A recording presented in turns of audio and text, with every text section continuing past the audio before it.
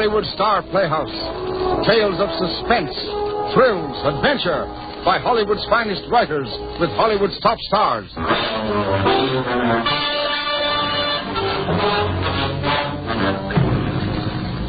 Haunt Me Not, starring Miss Deborah Carr.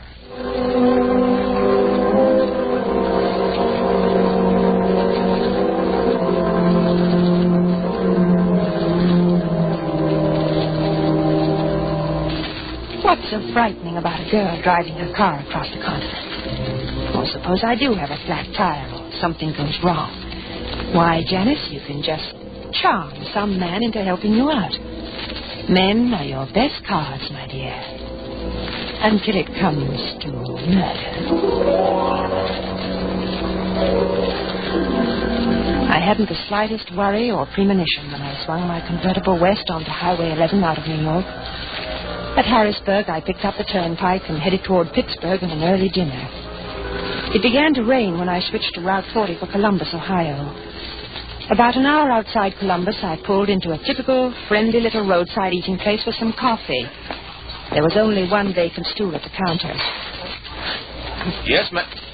Yes, ma'am. What'll it be? Coffee, please. No sugar or cream. Coffee straight, okay. Gee, sure sounds like the storm's growing, doesn't it? Hey, you. Yes, sir? How about a piece of apple pie? Yes, sir. Coming right up. Here you are. Here's coffee, ma'am. Thanks. How far are you driving? Los Angeles. Yeah? All by yourself? It's been done before. Well, yeah, sure, but California's a long way. A girl like you must get mighty lonesome. I've got a radio in the car. Well, yeah, but still a good-looking gal like that apple pie? Yeah, cutting it right now, mister. That convertible outside yours? What? I said, is that convertible your car? Why, yes. I like yellow cars. Well, thank you. Yeah, this apple pie will bake you. Hey, mister.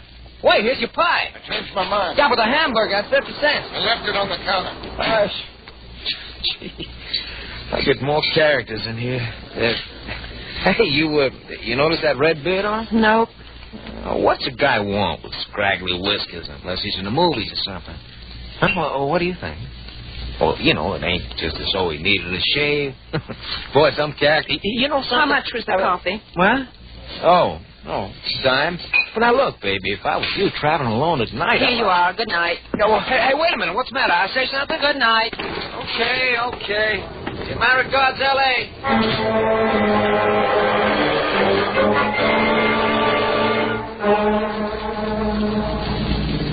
When I nosed my car back onto the highway, the rain was flooding down the windshield faster than the wiper could clear it off.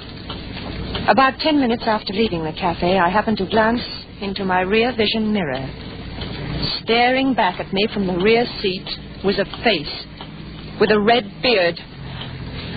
For a moment, I almost let go the steering wheel. And then he climbed over the seat and dropped down beside me. There. I thought you might like some company on your trip to L.A. Look here, what do you mean by this? I got tired of hitching rides. Thanks for not looking in the back of your car when you got in. Hey, what are you slowing down for? Because you're getting out right now. In this rain? Now, just a minute. Now, don't go getting scared. Just keep your foot on the gas pedal and everything will be okay. I said... Are you threatening me? Come on, speed up.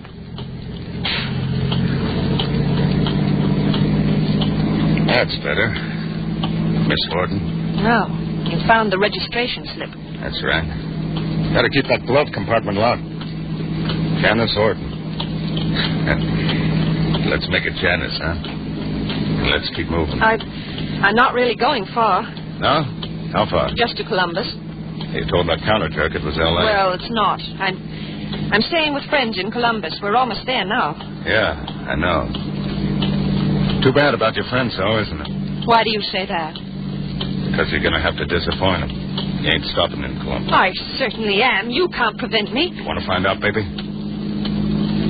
Just keep driving. Stop arguing. How about some music on the radio?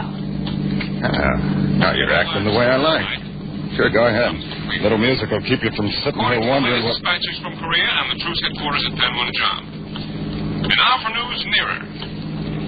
The headline headline story again comes tonight from Cleveland. Police are still looking for the man who burglarized the J.J. Manufacturing Company and killed the night watchman. Turn it off. But you said... Turn it off. Don't turn it on again, understand? Yes, I understand. You know something?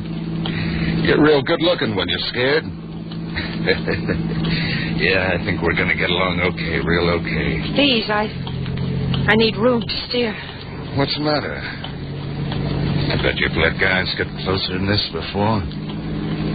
Sure, you're the kind that can't keep them away. Oh, but you could, Janice. You've always been able to handle men just the way you wanted. Until now. Perhaps if you played up to this one. Perhaps if you could throw him off his guard. So, I smiled at him. I let him put his arm around me and tried not to shudder when he did. But he knew what was going on in my mind. When we reached the city limits of Columbus, he made me detour through the residential district where there were no traffic police. Then we picked up the highway again on the west side of town. The rain stopped and the moon came out. We went on and on into the night. See that gas station up ahead on the right? Yes? You're going to pull in and fill her up. I'm going to make a phone call. Yes. All right. You like the idea, huh? Don't think you're going to talk to the station guy because I'm going to be right alongside of you every second with this. Please, put it away. Please. It's a gun scare you, huh? That's good. Now pull in.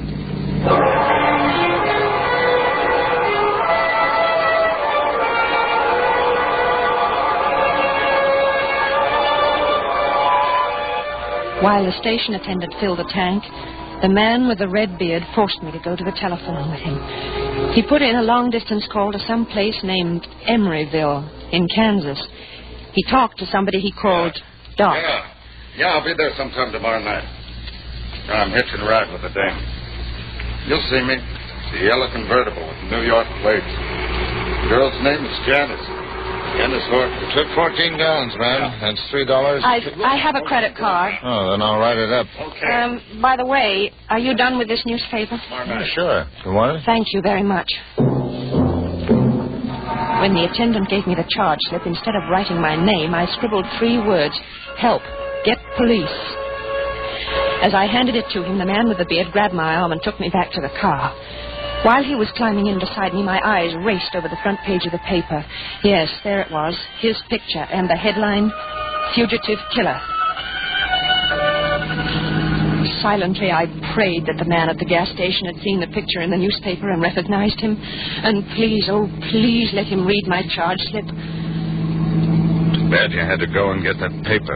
Why do you say that? Cut the innocence. Let's see how they wrote me up. Cleveland police are redoubling the search for notorious gunman William Red Krieger. Witnesses of yesterday's robbery and murder believe Krieger was aided by an accomplice, as yet unidentified. Accomplice. That's you, baby. What? You're my accomplice from now on.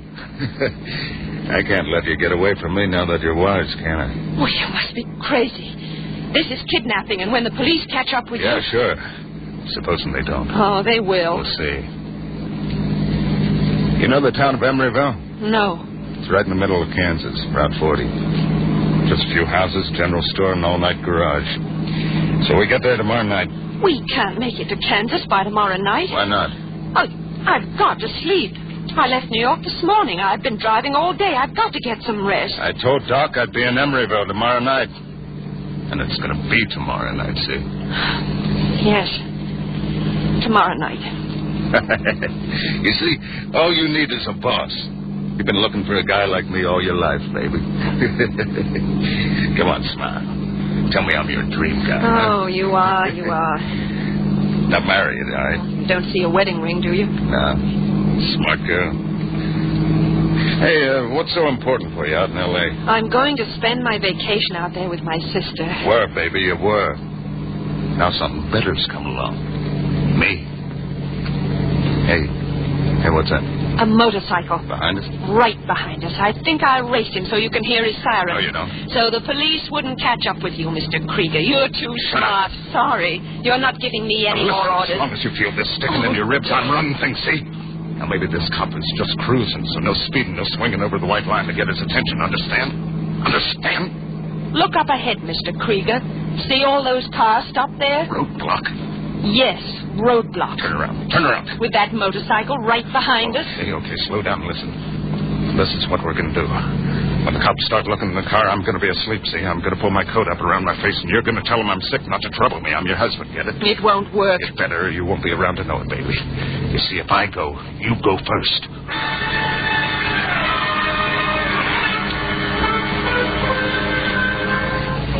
For the first time, I wasn't afraid of his threats. The gas station man had read my appeal for help on the charge slip. He had warned the police. No, Krieger would not use the gun. Not now. Not when he was completely surrounded.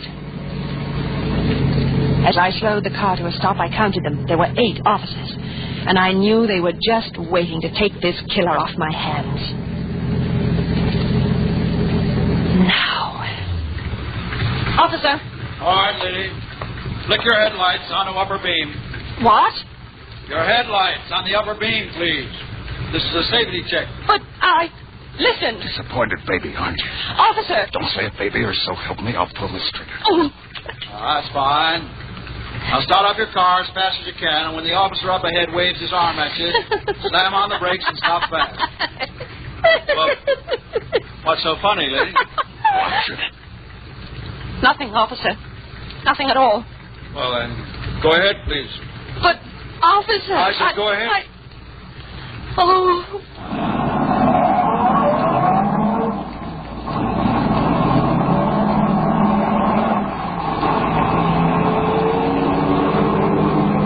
There's the signal. Stop. Perfect brakes, lady. If everybody was like you, there wouldn't be anything to worry about on the highways.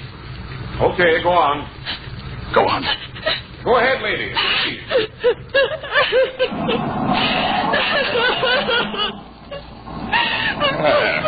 You see? Just like that. Like the man said, if everybody was like you, there wouldn't be anything to worry about on the highway.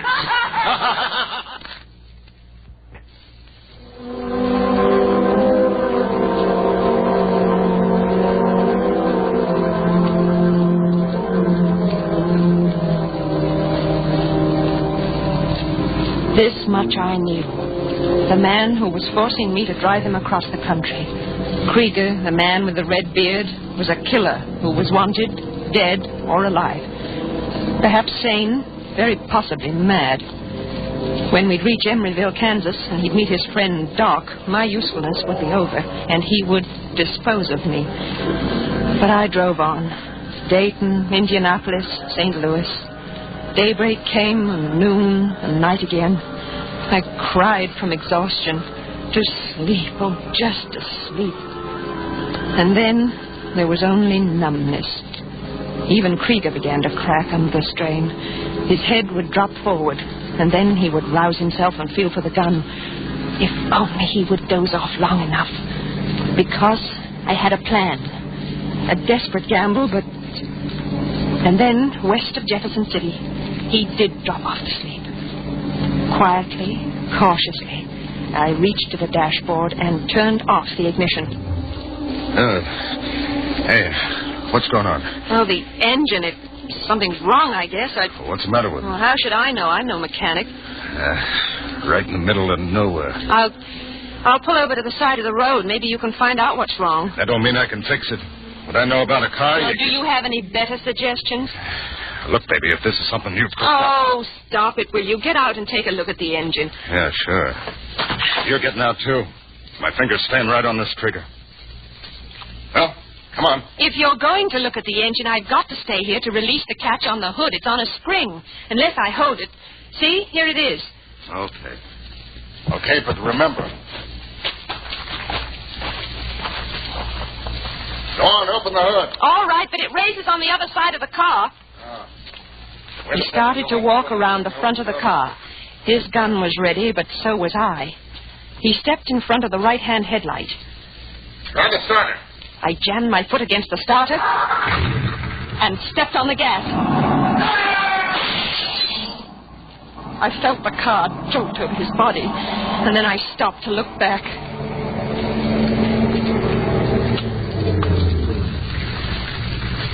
I was free. I was alive. And I had killed a man.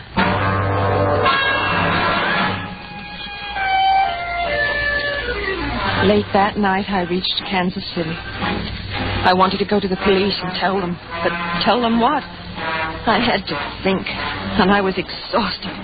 Too exhausted to know what I was doing. I checked into a hotel and slept the clock around.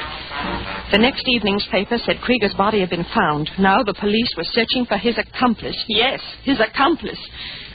And wait. Maybe they wouldn't believe my story. Oh, don't get mixed up in this, Janice. I said you've been through enough. Get to Los Angeles and then forget. Yes, you did nothing wrong, except kill a man. But it was justified. Or was it? In the eyes of the law.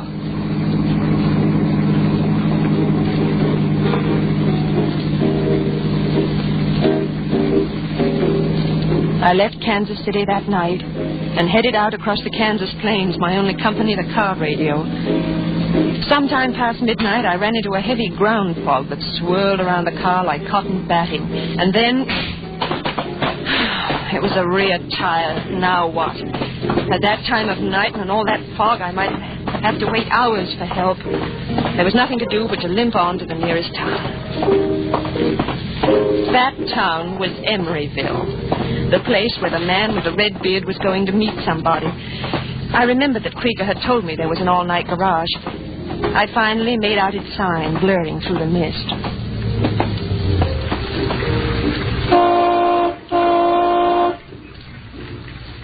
Yeah? What do you want? Can you fix me up with a new tire? Guess so. A large man in a rain slicker came toward me, dragging one foot. Then I saw his face.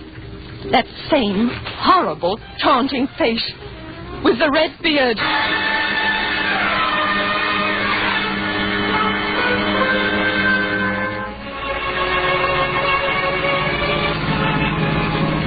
I don't know how long it was before I came to. When I did, I realized it was at the wheel. Oh. When you faint, you do it up good. Oh, no. No. You're dead. I put a second-hand tire on the wheel. Ought to hold out to L.A. Every bone in your body must have been broken. I know I killed you. Sure you did. It was even in the newspaper. But this isn't real. My brain, the dead don't come back. They don't. Can't ever get rid of me, baby. Not ever. I will. Go on. Jump out. You know what'll happen to you at 70 miles an hour?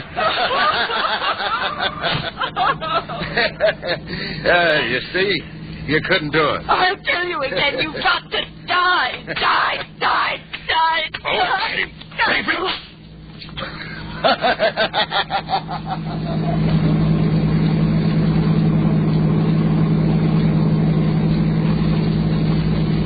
Slowly, consciousness returned, and with it a throbbing in my head from the blow of his gun. Then mild followed terrible mile, across into Colorado, down through Utah, over into Arizona.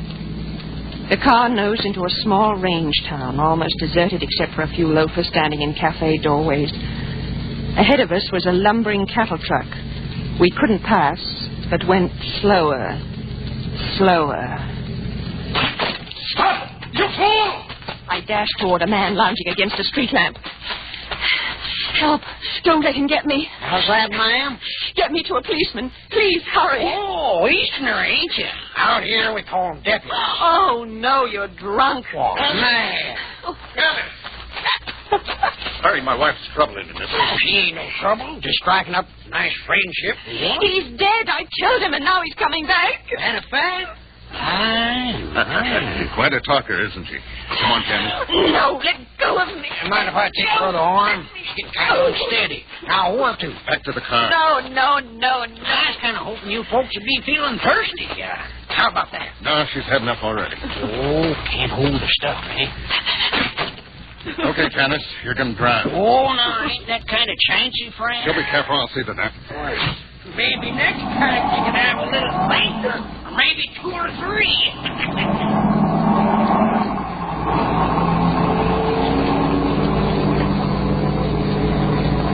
I had lost my last chance. From now on, he never took his eyes or his gun off me. The highway narrowed and twisted and turned down grade. It was the Hacienda Gorge. With every turn of the wheels, the question hammered through my brain. What is he? Dead or alive? Dead or alive? Dead or alive? I turned on the radio to try to reach out for some assurance of reality. Ladies, because blueberry muffins are just as easy, just as simple as they are delicious. First, we take... Lots of fast on the turns, baby. You have that? Good. Then we sift it carefully. Then add 3/4 teaspoon salt. Trying to ditch us in the ravine? Slow down. 1 cup of sugar. 2 teaspoons of baking powder. Did you hear me? I said stop. Stop. No, no, look out. Look out.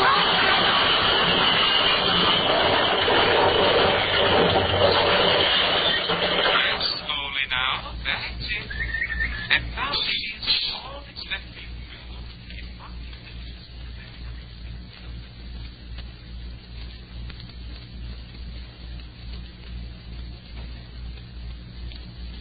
is Miss Butler. Yes. Doctor says you're going to be all right. Who are you? Lieutenant Garvey, Phoenix Police. Police? Yes. I killed him. We know.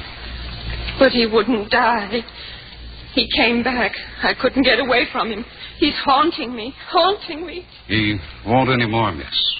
He'll be doing a 20-year stretch as soon as he's out of this hospital. But he's dead, I tell you, dead. I know. I killed him. Yes. Yes, Miss Harden. You killed Red Krieger in self-defense. It was Doc Krieger, his twin brother, that went up the mountainside with you. Twin? That's right. Red's accomplice in the Cleveland killing. He was hiding out there in Emeryville waiting for Red. Thanks for turning him over to us. Oh. Lieutenant. Yes? My face? No scar. You sure? Would you like proof? Well, what are you doing tomorrow night? Sure. Thanks, Lieutenant. But it all depends on how long it takes me to reach Los Angeles. By train.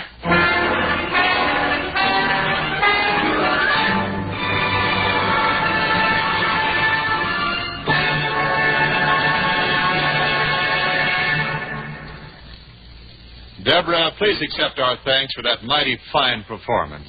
Thanks very much. It was fun to do, Wendell. And it was nice to work with such a fine cast. Tony Barrett, Byron Kane, Bob Griffin, Chester Stratton, Dow McKinnon, Kurt Martell, and Stan Waxman, who played the part of Red Krieger. Stan's really much nicer than that, you know. Thanks again, Deborah. You have been listening to the Hollywood Star Playhouse, tales of mystery, suspense, and dynamic adventure, starring the greatest names of stage, screen, and radio. Tune in again next week at the same time for more suspense and thrills in another action-packed story of high intrigue.